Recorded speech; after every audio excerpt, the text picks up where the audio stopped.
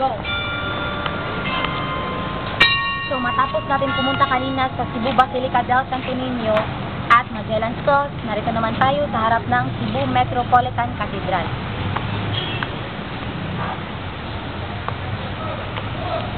Alam nyo ba na ang Cebu ay naging diocese noong ika-14 ng Agosto taong 1595 at naging isang Metropolitan Archdiocese noong ika-28 ng Abril taong 1934. Kasama ang mga diocese ng Maasin, Tagbilaran, Talibon, at Dumaguete.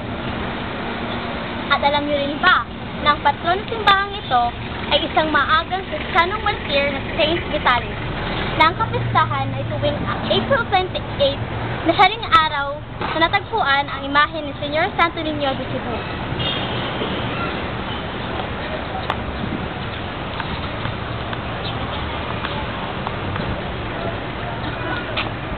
Alam niyo rin ba na ang Cebu Metropolitan Cathedral, ang kanyang arkitektong pagkakagawa ng simbahan ay hango pa mula sa tipikal na istruktura sa mga Kastilang simbahan.